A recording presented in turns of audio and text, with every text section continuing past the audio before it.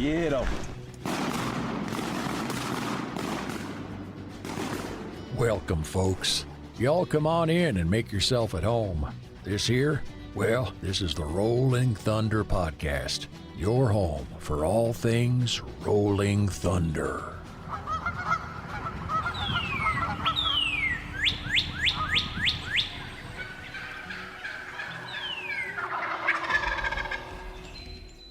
This episode is brought to you by Mossy Oak, because everything is better in Bottomland. Kent Cartridge, quality matters, performance counts. Shen Gear, waterfowl gear that is built better. Benelli USA, dominate the skies. And Ducks Unlimited, the world's leader in wetlands and waterfowl conservation. Welcome to another episode of the Rolling Thunder Podcast. I'm your host, Spence Halford. I'm joined by the marvelous, very handsome, I might add, Levi Gerke. Well, thank you. I wasn't expecting that kind of Well, introduction. You got your Not many people call me handsome. You got a hoodie and sunglasses and a hat on, so you're covering up a lot of the ugly. You know, like how a lot of people, they follow Drake's standards. I seen him over there wearing sunglasses, so I had to try them on. Oh, gosh. All right. Nice to meet you, Girk. Glad you're here. Also joined by Aaron Blackwood. Roll Tide. God, he took it from me. He did, boy. And I mean, I can't fault him because Alabama ran the ball down LSU's throat this weekend. Finally. Y'all look like a dang national championship contender, which is It's about time. Par for the October-November course when it comes to Saban. Yeah, about time. This, up until now, it's been, we've got some wins, but it's been a struggle fest, and it's not been fun to watch. Yeah. Go ahead and tell us how hard it is to be an Alabama fan. This year it's We're hard. listening. Yeah. We had standards. Try being a Razorback fan. Sincerely a Hog fan. Yeah. And a Womp, womp, womp. Tiger fan and everything else. Yep. Yeah. We're not sorry for you, Aaron. No, it's all right.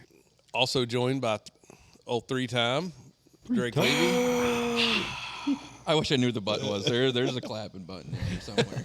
Get it dialed in, Gert. And our Riles Bennett, our Roll Tide. other resident Alabama fan. Thanks, guys, for joining. I know this is takes a real level of commitment to take time out of your work day, to sit here and podcast. So I genuinely appreciate the extra effort and the. It's tough. It's tough out here. This is tough work here. Long lunch break. Oh, me. All right, well, so just before we dive into our agenda today, because we do have a typed out 3-point agenda. We'll see if we actually follow that agenda or not. But before we dive in too far, I just want to say, in our last episode called Man Down, it was brought to my attention that we were a little harsh, and by we, I mean me, towards Squints, Frawley, William, McGee, and All pudding. Hashtag PN. Those of you that know. well, so anyways, I'm saying sort of an apology, but I'm also sort of saying to the world, we kind of missed him, and I was bagging on him pretty hard. And then he edited the podcast, and he pulled all the bagging out of it. And so it just sounded like we just miss him. And we do miss him, but, I feel like we deserve to be able to rag on him a little bit. He did. Yeah, that's bad on his part. That's all right. Don't worry, I'll think of something to say. I'll get underneath the skin. We were all in Canada, and Girk was like, so now that you're working from home, what do you do? Just eat Lucky Charms in your underwear in the mornings? And That's the PG-13 side of it. yeah, something like that. PG. Oh, me. Anyways, we do miss Frawley. He has not quit. He's just relocated back to Nashville, and he's doing good work from Nashville. So, Frawley, if you're listening to this episode, that, by the way, you didn't edit. We do miss you. You don't get the chance this time. We do miss you. All right, so Not really. gosh, rough crowd. All right, so real agenda point number one. Let's talk for just a minute about the core calls. they've been surfacing on All Things Cut Down and Call Nuts and several other collector pages. I know we've gotten a bunch of questions in our, to the website, emails and stuff like that about the core calls. And so since you guys are the waterfowl department, I'm pointing towards Riles and Drake. Tell us a little bit, Riles, you can go first about the core line. Pretty much it's a full acrylic duck call. It's just in that frosted clear acrylic. And it's got a very little man hour to it. It doesn't get polished. It gets an engraving with no paint fill, so, and as far as tuning goes, me and Drake, we tune them just the same as all the other acrylics, customs. I mean, they all get the same swipes, same reed cut. So sound quality's there. It's just, and it's American-made, clear Spartec acrylic. And it's just our way of finding a more cost-effective way to try our duck calls without, losing our sound quality with, polycarbonate calls. So that's kind of our rendition of, poly, I guess. A lot more consistent of the sound, a lot more poly, consistent. things like that. They get the same hand-tuned touch to them job, but just a little bit less man hours. I've tuned plenty of core calls that I would love to hunt, so they're all hammers. And you were talking about consistency. One of the things that we found last calendar year, because I felt like all of 22 we chased the injection molded keyhole call, and what we found was like we could take a perfect call that we wanted to have replicated in an injection mold, but when they put the when they shoot the material into the mold, there's shrinkage and contraction that happens because it's a liquid plastic that goes into a cavity of a mold. And then by the time it hardens, it has to go from really hot to really cool. There's a contraction process. And so they're doing kind of a engineering calculation of like making the cavity just slightly oversized so that when it contracts and like they're doing all these back end calculations and adjustments to the mold so that you're like over engineering, the part that you like. And so what comes out is always a little different. It's not a cast molded, and we never could get that keyhole like we wanted. And, from a business standpoint, we did the core stuff more than anything so that we had something we could sell to our dealers, because we're watching less and less dealers around the country want to have a cabinet with acrylic duck calls in it, because inevitably people have a specific color in mind, and they'll just call and order that from us or from any other company out there. And so I know y'all are probably tired of seeing and tuning core calls because we burn through a bunch of them. When they come in a tub of about 200 every time, it seems like. With a vengeance. Very overwhelming. But it's cool, though, because, polys can be inconsistent, like you were saying. So, I mean, that's the one good thing that we've got on our side is we've got Mark Brown making them the same every single time. So. And, the other question we've gotten is about cost. So a core call, MSRP, $60. Some of the dealers have been selling them for $70. So between $60 and $70. And the difference between that and $175, people feel like there's a gimmick in there. But the truth is, clear acrylic is like 1/4 of the cost of, say, a rod of pearl acrylic. And so we're just reflecting the sales price in the raw material cost. Like the raw material cost difference between clear acrylic and colored acrylic is significant. I don't know why that is. But it's, I can look at the price list and go, this is not the same as this. And we've got those, and I didn't say this earlier, but all the models, it's, we've got the XL, the Brood R, and the Brood OG, as long as with a pure duck, mean duck, and then the wood duck call. And the pure duck 2. And the pure duck 2. Yep, the double reed pure duck as well. And our honker and bouncers. Yep. And I think next year there'll be a few additions. I know the XLS will be in the core line. Yep. Working on a few twists for a double reed in there, another double reed. But it looks like you'll see those a bunch of places. And we actually added the word acrylic to the packaging because there was some confusion about that. People were like, "This is not acrylic." The back said it on a blurb, but it didn't say it on the front of the card. So, anyways, that's kind of the backstory on the core line. So don't hesitate. That's a high quality duck call. It's gotten all the same effort. Just it's an F-150 that doesn't have power windows. Utility model. That's right. Yeah, it's your work mode. So I guess while we're on the duck calls, we can talk a little bit. Round 3 of the Levi cut goes out tomorrow. Yeah. Any over and unders on what's going to happen there?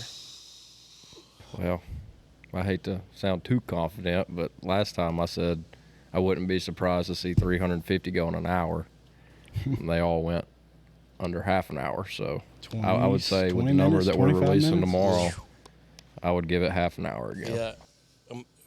So tomorrow's launch is going to be a little different than the previous 2 because we're not going to really, we're not going to send out a big email.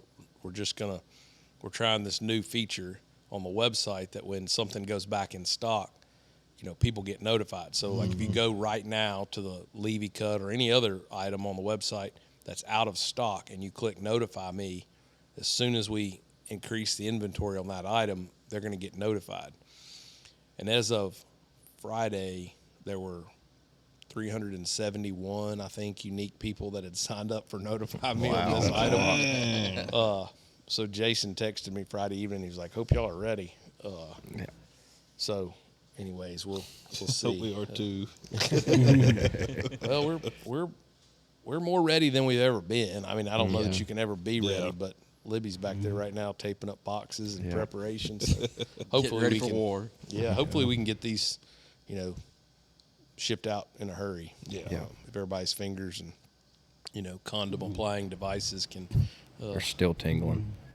At about 70 before lunch, and they're just all lunch while I was holding my spoon, it was just constant pain on my tongue. Shaking. Look like that scene out of that Steel Magnolias where they go to the old folks' home and he's trying to eat corn and it just like falls the corn everywhere. falls off the Yep, fork. that's how I felt. All right, so we're plowing right on through our agenda. I guess the next big thing for us is it's about duck time here, boys. I mean, Yeah. Well, it looks like there's a few of us that are getting a duck hunt this week. Yeah, me and old Girk, we get to go didn't to think about that. Southeast Missouri. Missouri. Nice. I'm excited, and from the picture I seen this past weekend, they got them. They got them. Y'all are going with SEMO Outfitters? Yep, SEMO Outfitters. Kyle Wojciechowski will be my guess.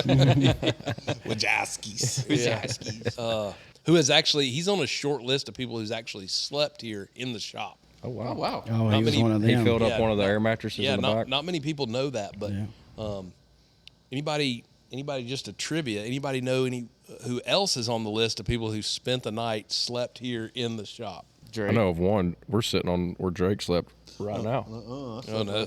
Oh, you Drake didn't and pile up Lauren on the couch? put the old queen size down there on the floor. Well, Memphis was out of power. And Drake I said, saved that picture. It's Drake and Lauren, like mom and dad in the bed, propped up, heads, watching a movie on the TV right there. Oh, good times. I've not yet slept here at the shop. I've slept in the barn a few times, but I'm going to try to hold off on sleeping at the shop here. Yeah. It gets cold in this big room. Yeah, I guarantee it gets does. cold. 'Cause it's cold here every morning when you come in first thing. So that'll be good. Y'all are got some customers. Real excited we're about gonna that. take. Yep. Greg Losser and Excited. Chris Spencer and 2 guys from Cypress Creek you were telling me about. So.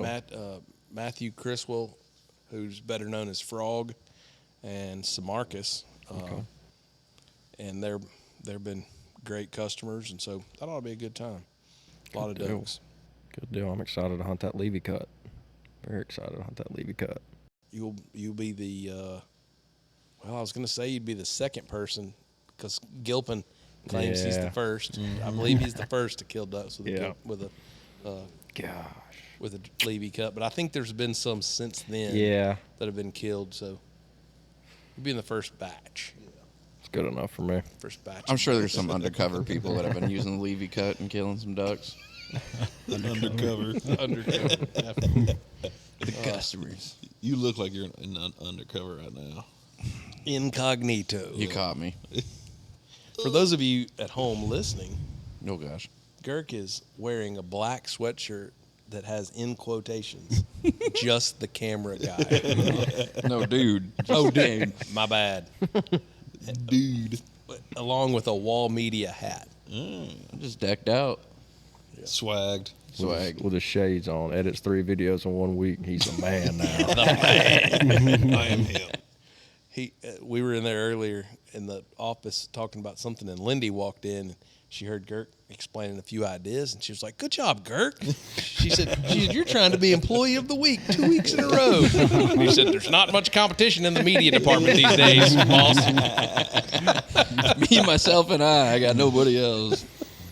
Oh gosh. Okay, being first in something is always good. Doesn't matter how much competition there is. I've been first in a lot of things. No plaques or anything for it, like Drake, but you know what I mean? It's just like little mental notes, like, yeah, I won that. You know what I mean? I love it. I'm listening. This is fantastic. You beat somebody to a stoplight. Yeah. Got it.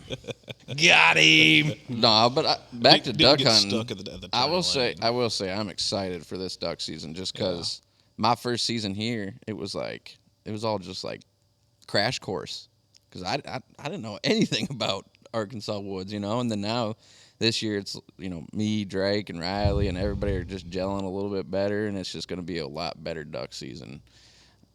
I think you learned last year that you have to be able to pick your knees up in the woods, and your waders have got to allow you to pick your knees up. Yeah, over that rocks. was definitely a fault on my end. Oh Lord, Learn anything else last duck season, Gert? plenty. Tell us a lesson or two. I think probably one of the most unique lessons. Well, I don't know if it's a lesson. It's kind of just like a Anecdotal memento. It's just like a memory, I guess. Oh, okay. Riley was sitting on this tree, and I was filming behind, and he's like, "Hey, just walk over here and then step your left leg to the left just a few inches," and it beveled down, and I go, "Oh, why is that?" And he goes, "That's because a whole bunch of people have hunted here." And I was like, "That's when it." Yeah, that's how you tell a good shooting hole in walling down trees. That was definitely a kill tree. There was no doubt about it. From that point on, it blew my mind about a lot of the history inside of the Arkansas woods. That is cool. I mean, coming from a person like me, where I've never ever stepped foot in it, and then basically get, a golden ticket to some good hunting in the public woods. Because there's people that go into the public woods and they're still fresh at it, and they don't know all the good and bad about where places are. And Drake and Riley know a lot of good and bad places, and they choose to go to the good places a lot of the times. See, I didn't have to learn anything. I just got drug along. Well, good. But no, this next duck season, this season's going to be something. I feel like the words of Girk, heroic, or there's going to be a time. Girk's going to be on his mountain of happiness Mountain again. of happiness words are going to come out in the woods. Before we go too much further, can you spell heroic? No, I can't. I can say it, the word. HEROIC. Heroic. Is that were you saying like Heroic. heroic or like horaic, like the adjective form of a whore? What? No, I think That's definitely what he meant. I'm just trying to. A lot of horrors for Girk this duck season. What kind of hunting are you doing? Or was this like horrific, except the verb form of horrific? no, I'm trying to make it into good terms, like happy, So happy like thoughts. Heroic. of the hero, Heroic. of the Heroic. Or what was the word one more time? Heroic. Heroic. Has nothing to do with the Northern Lights. No, none of the. No Aurora. It sounds a little different each time he says it. Yeah. Yeah. Say it one more time. Yeah, no. Say it one more time, Girk. No. Come on. Yellow. Go ahead. Yellow. That's right. We were eating dinner last night. By the way, I took Girk deer hunting yesterday. No. It was fabulous. Yeah, Girk helped me brush a blind, so I put him in the deer stand, and we get. With a rifle? Oh yeah. Oh, yeah. nice. Yeah, Aaron, we don't bow. No, I didn't know if you, I thought I made this abundantly clear. I didn't know if you stuck a camera in his hands or if he was going to get to kill something or what he was No, doing. I put him in a deer stand, which describing to Girk what he could and couldn't shoot was hysterical. Oh, I bet. Once I told him he needed to be willing to mount it, he was like, "Oh, okay. Well, I won't shoot anything that's got horns." And I was like, "No, I'm not saying that. Like, if a whopper walks by, I want you to kill it. I mean, I just want you to realize that whatever you kill, we're going to put on the wall at the shop. And if it's a little one, you're going to experience ridicule every day." You know, and he was like, "Yeah, okay. All right, I'll look for a big one, boss." But no, Well, there's no body hanging, so I guess you didn't see anything. I did not see anything. Otherwise, it would have got shot. I promise you that. You should have called Josh and asked where he was peeing. You'd have seen. Yeah. You'd have got something. Yeah. Yeah, I showed him a picture of Josh's deer, but Yeah. nobody's quite got the level of luck that Josh has. I mean, Yeah. that sucker's got a horseshoe hanging out his rear end. Wasn't that his first week down here? Yeah. Ever? He'd been on the job maybe not even a month. Yeah. Yeah, and he came down first week in November, and I had this whopper that had been on camera every day since the 1st of August. Like, I'm talking about, this deer ended up measuring 157 inches. It's a clean 8. Like, his G3s were 21.5 inches or something ungodly. I mean, it comes up and wraps around. Maybe it was 15 inches. 23 was his main beam or something. I don't know. The numbers are huge, and they don't mean anything to me, except Josh hunted one morning, and he went to leave his truck to walk to the stand, and he heard a deer grunt, so he just took a knee, got daylight, and this deer's locked down on a doe about 120 yards from his truck, and he shoots it in the throat and texts me, "Hope we can still be friends after this." Come down here, brought his gun, didn't have any bullets. I had to go leave the shop. We were putting together mouth cops. I didn't know that I had to go story. to the pyramid, and I bought him, I think it was 25-06 shells. I had to buy him 2 boxes of it. Next day, he sends me a picture sitting out there at the farm with, with a monster. split toe. The funniest thing about that is that Walt Gabbard from Mossy, he was working for Mossy Oak at the time, and he told me, he said, "I heard Josh is coming down to your place." He said, "Man, if you got a big deer, you better hide it." He said, "Because Josh will find it and kill it." And I was like, "Man, no." I said, "I do have a really big one that I've been hunting." And I'd hunted him 3 or 4 times. In fact, I saw the deer the day before, like 2 miles south of where Josh killed it. And Walt was like, "I'm telling you, man." He said, "We had one that was about 140 inches on camera. It took him, and he missed it at like 400 yards. And he said it wasn't 20 minutes later, about a 185-inch deer walks out that we didn't even know existed, and Josh killed it." Oh, my God. He said, "We've never even seen a deer on our farm like that." Josh shows up in 2 hours, kills it. He said, "I'm just telling you, he's got a horseshoe hanging out his rear end." He said, "He's going to kill your big deer if you got one." By gosh, I called Walt on the way home, and I was like, "Walt, the problem with this is you warned me." I didn't listen. He said, "Yeah." So I made Josh sit on the sidelines for a couple seasons, but he's going to come back this year and Good. hunt maybe. You better bring a shotgun. Oh, so anyways. Well, what are y'all's opening weekend plans? Kirk, you're going to be in Alberta. With Spence. Nice. Hopefully with Cool. a better, smoother entry and exit than Yeah, speaking Spence's of Alberta, last. y'all got a little story. Spence got a story to tell. That was a horrific. Horrific. Rorik. Yeah, that was awful. That was. Leaving Calgary was just definitely a memory that we're happy that is a funny moment now. But Well, it wasn't. going up there wasn't much better. I flew a direct flight out of Nashville, first class. Found this flight on WestJet. It's like $500 Canadian, which was like $350 American. They lost my gun on a direct flight. They put it on a completely different flight, flew it to Toronto. It was whole rigmarole getting that. That's 2 years in a row for you, losing something. Yeah, that's exactly right. But yeah, coming home, man, I've never been checked. Have you, Drake, coming home, them ask you about your guns? No, huh? And we went through customs, and they said, "Who's declaring guns?" And Drake and I both raised our hand. They were like, "Y'all step over here." And we're like, "Oh, God, here we go." Went back to a little room, and they ran the serial number on our guns. And we were kind of cutting it close at that point. Drake's come back clean. Mine come back stolen. Uh-oh. Yeah. So I was like, "Well, what do we do about that?" And they pull up the police report. And heck, it was a police report that I had filed. he was like, "Do you remember ever reporting this gun missing?" And I was like, "No." And I told him the whole story about how it got lost on the way up there. That's kind of what I was thinking. He was like, "Man, this one shows a police report filed in January of 2021 by Charles Halford. Do you know him?" And I'm like, "Yeah, that'd be me." He's like, "So now you have this gun?" I'm like, "Yeah, I didn't file that." And he pulls the report up and he's like, "You didn't file this?" And I'm looking at my signature. I'm like, yeah, I guess I did."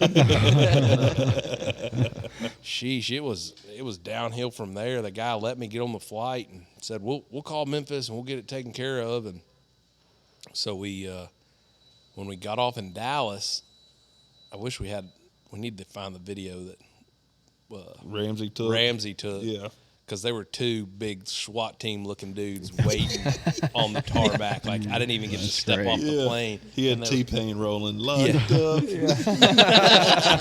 Yeah, these two dudes they had a bulletproof vest on, guns hanging everywhere, and they were like, "Mr. Halford, come with us." There was no, "Are you Charles Halford?" They had a printed out picture of my face, like from my passport. They were like, "Mr. Halford, come with us." And we ducked off some little back door and went the back way, and next thing I know, I'm in this detention office. Oh my gosh! Customs, and we had like 45 minutes to catch our flight. Mm-hmm. Yeah, because our plane at Calgary got delayed because of engine problems. Yep, that's right. We may have had less than 45 minutes actually. Yeah, it was because we had to get on that little train track thing. You were running to the plane.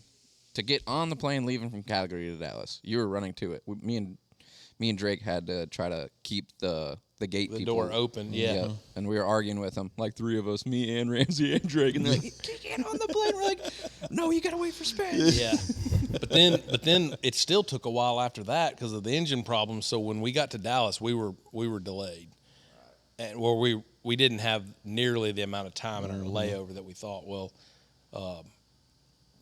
Then we got delayed again before we left. Yeah, it was obvious real quick that I was going to be in that detention office for a while. So I remember I called Drake and I was like, "When you get in the air, you buy the Wi-Fi package," which, by the way, I need to Venmo you for the Wi-Fi package. It was like $15. Doesn't matter. I was like, I want to be able to text you because I need to know somebody. But so I had driven Drake's truck to Nashville because the boys had driven my truck up. Frawley and Tripp drove it home. So your truck was in Nashville in some godforsaken back 40 parking lot. I mean, we didn't even talk about that. How hard was it to find your truck? You know, it really wasn't that bad because we got on the right bus and it took us there.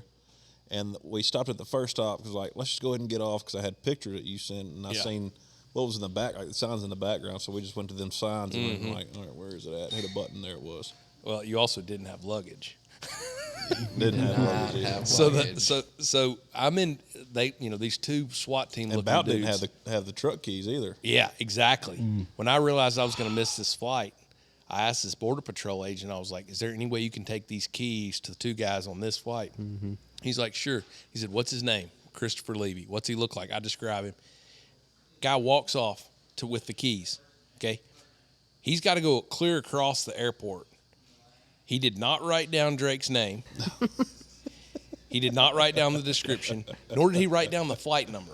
And I'm thinking, the chances this guy can go across the airport and remember Christopher Levy, flight, blah, blah, blah, whatever it was, and deliver these keys in time. Like, they're holding up the plane at this point, hoping that I can get released. They're like, "Nope, you got to go through." And I just gave her my boarding pass, whatever, and went to go walk through. And I turned back and I seen him, like, there he is. Right. Did you not know that I was putting him on pause because I gave him my Calgary to Dallas.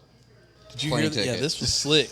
On purpose? Yeah. Yes. He gave him the wrong boarding pass and then pretended he couldn't find it. And it was in my back pocket the whole time. I didn't find this out till the other day. I was like, "Gert, that's brilliant. Brilliant." Right when you said, "There he is," I pulled it out of my back pocket and I gave it to the gate person. 'Cause I had my camera bag and I was digging through there. I was like, "I know it's here.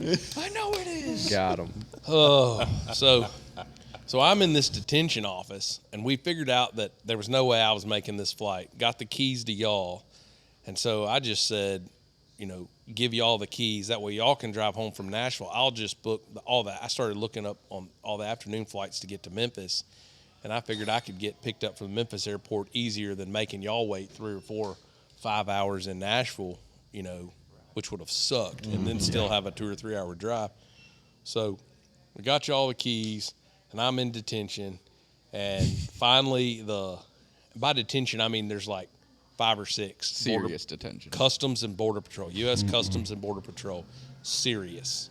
I'm now in America, should have been allowed into the country. Like, they're pissed that the guy in Calgary let me on the plane. Yeah.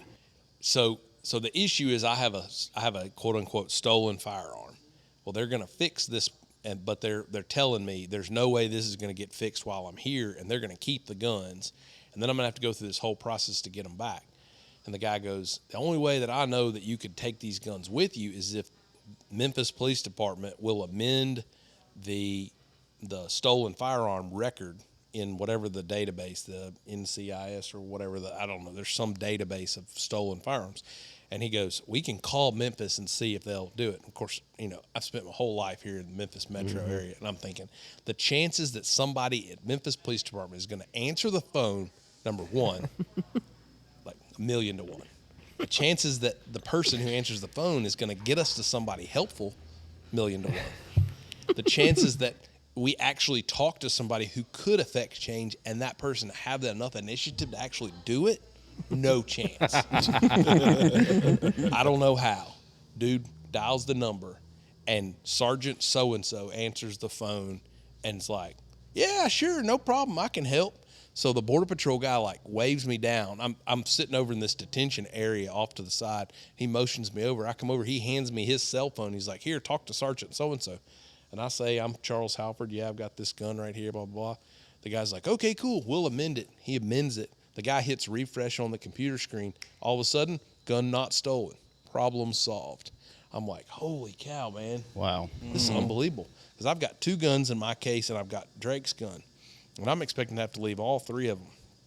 And by the way, just as a side note, like, the gun in question is my all-time favorite M2 20 gauge. Oh, no. I mean, like, it's It's got been your shooter. Yes, and your misser. I mean, it's the gun you know. Right. Bam, bam, bam. It's been around the world a few times, and lots of good stories on that gun. The guy's like, man, you know, I'm expecting to have to leave it. So in the midst of all of a sudden now this firearm's no longer stolen, this dude walks up, and I guess he was some kind of a high-level supervisor, customs, and he goes, where's your 4457? And I said, well, I've got my Canadian paperwork, because when you go into Canada, you pay $25 and you know, they register your guns, whatever. And he said, no, I need your US CBP 4457. And I said, I'm not familiar with what that is. And he said, you're an FFL dealer and you don't know what the US CBP 4457 is? And I mean, I'm like, I don't, nerd. yeah, flashbacks of Office Space, you know, it's like has to do with the stapler, you know, like I'm gonna need to see your what are the reports, he's, you know, and I'm like, sir, I don't. And he goes, you mean to tell me? He says it again. You mean to tell me you've got an FFL and you go to Canada 2 or 3 times a year hunting and you don't know what the 4457 is? I just looked at him and I was like, sir, I'm really not trying to be a jerk, and I'm not trying to, you know, I just don't know what you're talking about. Never seen it, never heard of it. And he was like, oh my gosh. And I mean, he flew off the handle, and dude, he chewed me like I hadn't been chewed since high school. I mean, it was to the point that I was just kind of wanted to be like, you know, Your Honor, could I just please take my spankings or whatever now, you know, like, your dad's like, look, we can do this one of 2 ways. You can just take your licks, or you can hear a lecture. And it's like, I'll take the licks. Just get this over with. Man, he chewed me up one side and down the other. And he goes, look, man, he said, this is going to be a costly lesson. You're going to forfeit these guns, and we're seizing them. And he said, you're probably going to lose your FFL. You're going to probably lose the right to ever fly with a firearm in the United States again. You have illegally exported firearms to a foreign country. And I'm like, I'm speechless. And on the brink of tears at this point. I'm just like, I just want to go home. Been in Canada 2 weeks, and this dude's gonna like take my favorite gun, and Drake's favorite gun. yeah, and exactly, he didn't even go there. I'm thinking, golly, I gotta buy Drake a new shotgun. God. Damn, it would have been a great time to get a new one too. And anyways, so this goes on, and I mean, he's mad. And there's like 5 agents who've been pretty cool, one of which is the guy who had called Memphis. And I mean, he was amazed that Memphis answered and that they'd worked it all out. And it was kind of like, man, this is crazy that this actually worked out. And, like they were all kind of, and then this dude comes in and he starts barking orders to everybody. And he's like, we're, seizing them. He's forfeiting them. They're going to be melted down. He's just like, he goes, you can take your choke tubes out of the end of them. You can take your slings off of them, but you can kiss the case and those guns goodbye. And he literally said, this is going to be an expensive lesson and one you're going to learn the hard way. You're never going to forget this one. Of course, in the back of my mind, I'm thinking about the time my dad was like, son, I'm not saying you're stupid, but dang, you're tough. You learn everything the hard way. I'm thinking, here we go again, Man, he walks off and the guys start filling out this paperwork, and I'm signing things that are like giving my guns to the U.S. government, and I said to one of them, I was like, man, what happened where we were high-fiving a minute ago that the Memphis Police Department answered the telephone, now y'all are somber and you're taking my favorite guns and my buddy's favorite guns. Like, what did I do wrong here? And the guy the supervisor guy had walked off, and one of them kind of whispered, he was like, we don't even know who that guy is. He said, and he's like, he definitely kind of overreacted, and I think he was pissed off that you didn't know what this form was. And I said, well, man, I'm willing to learn. I'm just asking y'all to teach me. Well, they show me the form, and the form is this little, it's about the size of a postcard, and it peels off of a pad. Like literally they have stacks of these forms all over the place. And all it is name, address, and serial number. And so it's your registration into Border Patrol's database that says you own this gun. So you only do it one time in the life of the gun. And I don't know how or why, but best I could count, I'd been to Canada over 30 times at this point. And I'd taken that gun to Canada 12 times. I'd never been asked for that form. They'd never run my guns through a database. And I guess it's just a fluke that I had never been asked for that. But the first time you leave the country with a firearm, you're supposed to register it in that database. And I didn't have that registry. And so, like, he's showing me the form, and he's like, man, you need to keep this with you at all times, blah, blah, blah. Well, about that, 10, 15 minutes into this, after the guy had walked off and they're filling out all the seizure paperwork, another supervisor comes by and like pulls one of the guys aside, and he's like, man, let this guy get out of here. He was like, y'all, tear this up and start it, just act like it's, fill out the 4457s and act like he had them. Mm-hmm. And they were like, man, he said, I'll be honest with you. This was the big agent that had scooped me up from the on the tarmac. Mm-hmm. He was like, man, I ain't seen many miracles in my time working in this department. He said, I seen one earlier when the guy from the Memphis Police Department answered the telephone. He said, that beats all I ever seen. I didn't think for a New York minute that she was going to get out of that with these guns.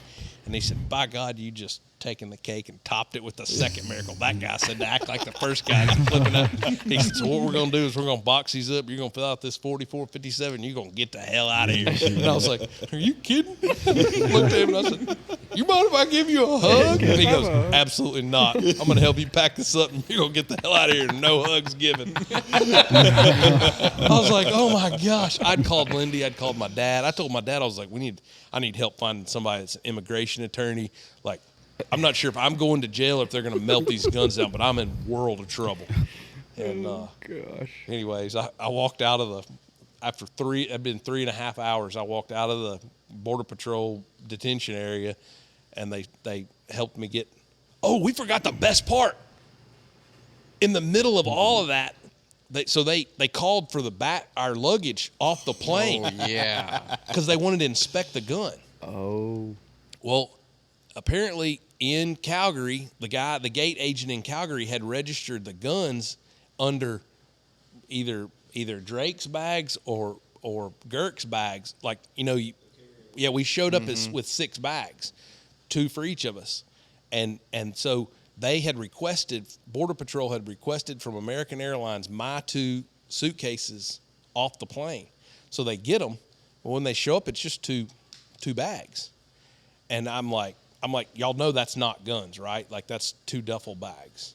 And they're like, what do you mean it's not guns? And I'm like, my guns are in a black hard case.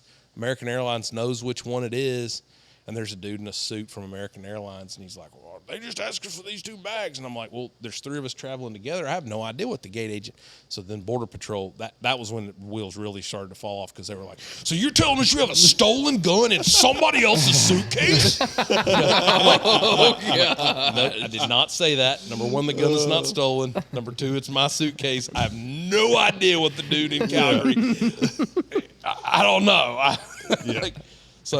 So they, after they brought the first 2, y'all were like about to pull off from the gate and taxi and leave. You texted us, oh, they're about to hold y'all up, and then and about that time, Border Patrol swarms the plane, take off all the suitcases off the plane, looking for the other 4 suitcases. I forget what they came on the intercom to say. Oh, they did say that they had to get some luggage off from an international flyer. Yeah. That's all they said. So by the time they got to take off, y'all were a good solid hour delayed. Yes. And that was the second plane that we've had to sit inside of there for over half an hour to an hour. And just as a side note, I ended up with after all this settles, now I've got 6 bags, and just me. Like, I've got my big gun case, and then 5 giant duffel bags, because we've been gone for 2 weeks. Getting that from the Border Patrol to the airline ticket counter was trying to push 2 things, and the guy keeps coming on things like, do not leave your bags unattended at any portion of the airport. And I'm like, I got 1,000 pounds of luggage right here. What do you want me to do here? I got to the airline counter to rebook my flight, and man, I was just wore out, on the brink of tears. And the lady behind the counter, she was really sweet. It was a little Mexican lady, and she said, what's your name? And I said, well, this is going to be a long story. And she said, what's your name? And I handed her my ID, and she said, oh, you're Mr. Halford. She said, we've heard about you. I was just like, can I have a hug? I really need a hug. She was like, it's going to be okay. We're going to get you home. That made your situation last year look pretty easy. Well, No joke. Oh, so I got home that night, and the next morning I had a text from Drake that was like, hey, boss, that second trip to Canada, I think I'm out. Too much stress for old Drake. Yeah, I couldn't handle it. But no, we got some good things lined up for the opener. We're going to get to go take my wife and my buddy and his wife and another couple more buddies, go shoot some ducks before anyone else can really get them. Nice. Oh, good Lord, she's got to be ready to pull the trigger. Yeah, she does. I think she's just ready to see Joe work. She have a Levi She got a Levi cut? No, not yet. Not yet. Sandy does, though. Yeah, she does. Do you let Lauren blow a duck call when y'all are hunting? She's tried a couple times. Or are you like, shh? She don't ever bring one. She just gets mine and wants to toot around on it. Oh, okay. But no, she doesn't bring her own calls. I don't blame her.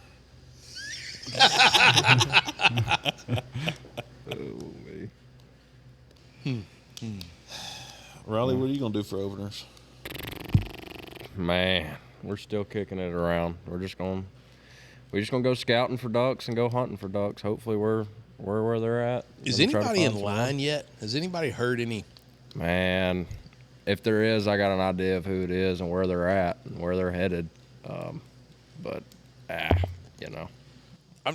I'm dying to see the post that's like, Who's the first? already in line. Yeah. Waiting on the rain. Mm-hmm.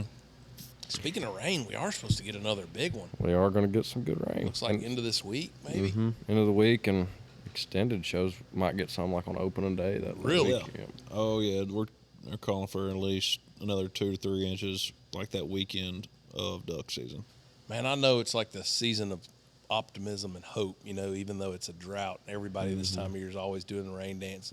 But I can remember one of the best seasons of my life was like 13, 14, and we got like a 4-inch rain on the Thursday before the opener.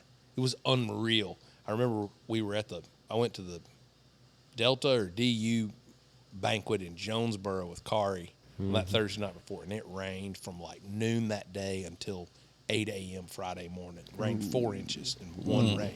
And the Black River went from 1 foot to like 15 foot. Oh, Wow. We did not kill them opening day, but we did from Monday. After that weekend, we killed them from Monday until the end of the season. It seemed like. So here's hoping we get a couple inches of rain. Yeah, That'd be awesome. we could use it. I don't know exactly. I don't really have anything nailed down for sure. Just good crowd of folks, probably 8 to 10 people, and It's just too kind of wait far out to see. be making committed plans. Yeah, I haven't even really put feet on the ground to look for anything yet. Just Are the ducks down there? that's what I've heard. I heard that ducks were walking across each other's backs in one little spot. Oh, so. God. I've heard that. Waiting in line to get a nibble on this fresh water. So. I don't know what the hell is going on over there. Can't put another one in there. Jeez. Oh, gosh. Man, it used to be that way. When they flooded Oh, those yeah. woods in the middle of October, man, by November the 10th, it'd be, every year, there's more in them woods than I've ever seen in my entire life. Just good cover, good water, and be the only water in the state, Not anymore. I know, I guess last week and the week prior, the Dakotas, the updates from the Dakotas reports. Still now, like last weekend I was talking to Gert, he said it's, Heavy. pretty hot. So. I will say seriously, there's a lot of people of my friends that are up there, and they say that this is the rotation year. This is the legit rotation year. What does that mean? Like, because there's not a lot of water. Like, we've been in a drought for the last 3 or 4 years, so now there's been a lot of water that's came back up, and the ducks and everything are holding up there, and the weather has been like almost perfectly matched with them, and I feel like it's like a rotation year that's actually a good year up there. So I'm saying they're seeing the numbers, so the numbers are going to make their way down. Rotationally speaking. Rotationally speaking. And that is today's Gearcast. Hey, I went a solid 3 years with not killing a single duck. Well, not killing a single duck, but not killing the numbers that you would. And now this year, they're actually... It does seem like the ducks are in the Dakotas. They are. Everybody I know that's gone to North Dakota since been the best they've seen in, 5+ years. Yep. And driving, back and forth. You guys saw a lot in the Dakotas coming through. There's more water in the Dakotas than there are in the areas we've been in Canada anyways. And so, like, that drought cycle every 3, 4, 5 years, it has to flip, like you're saying. And it does seem like the Dakotas have had a really extra strong year. So Yeah, I left at the wrong year, but that's all right. There's always benefits to everything else. we're glad you're here, Gert. I'm glad I'm here, too.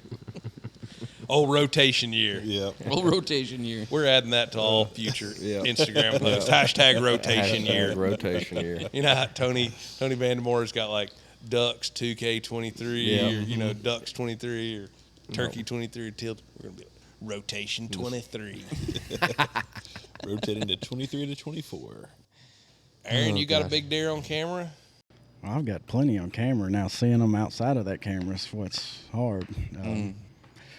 Yeah, I've got a few here and there, just waiting to see them. You didn't have any pictures of that whopper that Peyton Bowling killed a couple weeks ago, did you? No, I would have. If I'd have had pictures of him, I would have taken a leave from work. No, he They killed said a that deer stud. measured 170 something inches. I believe it. Dang. He had 18 inches probably of drop time. I was going to say, if it wasn't a 3 or 4 non-typical, he'd have had, it'd have He been had on 3 up or there. at least 3 drop tines that were 6 inches or longer. Yeah, congrats to you. Gnarly. Somebody killed a big I'm man. glad somebody's killing them. Man.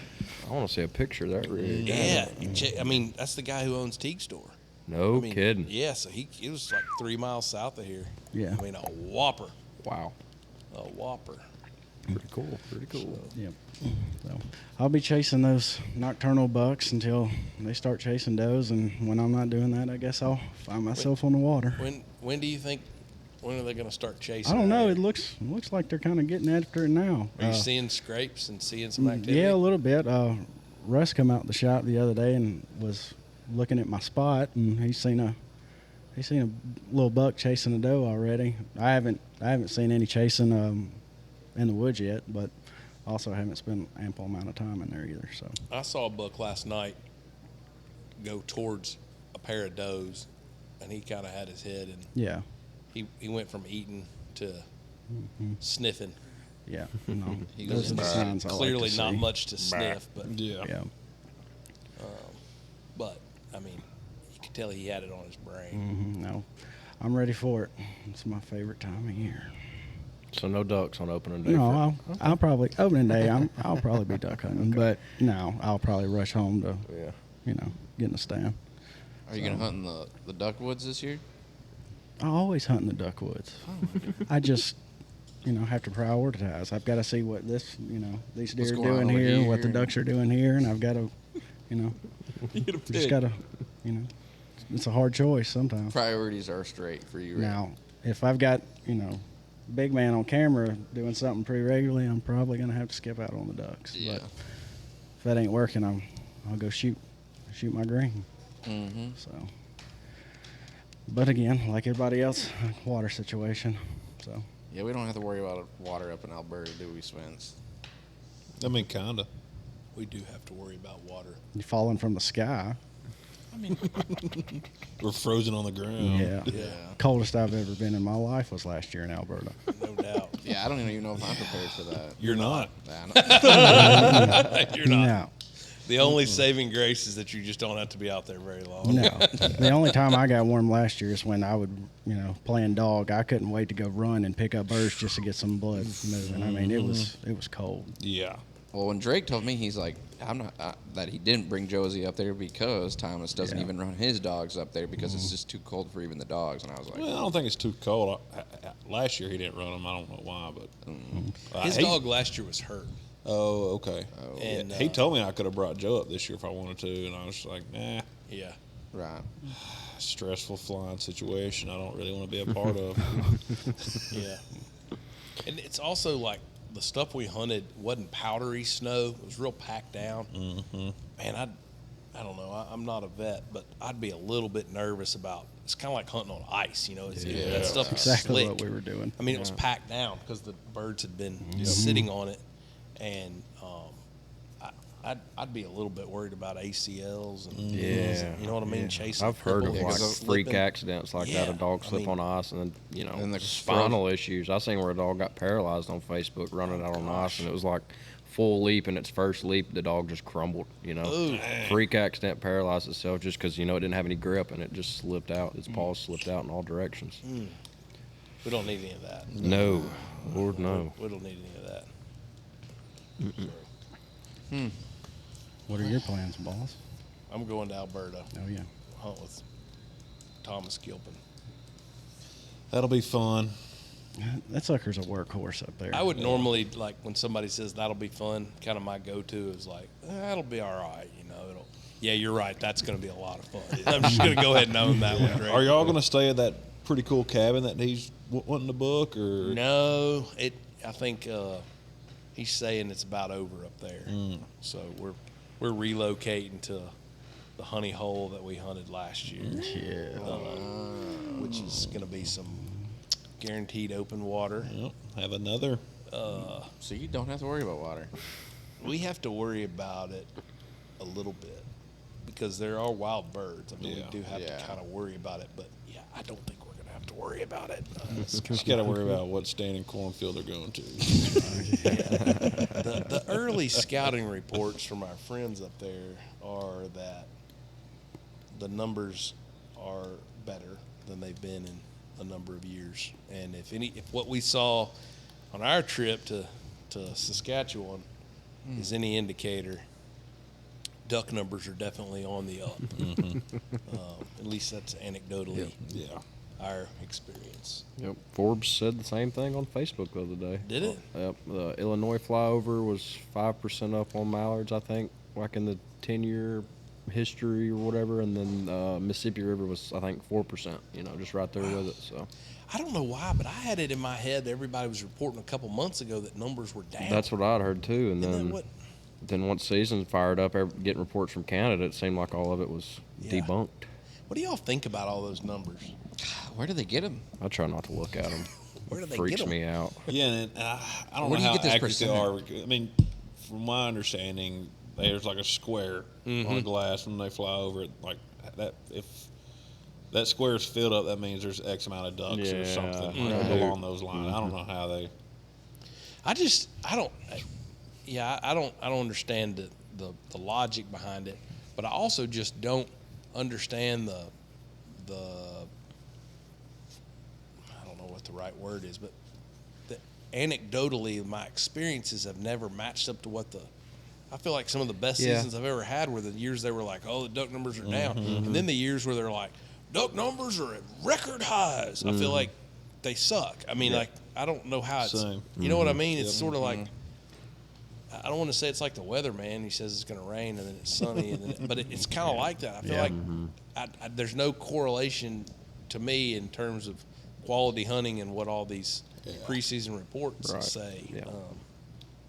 Not trying to dog any of the conservation groups or the state, but I don't know.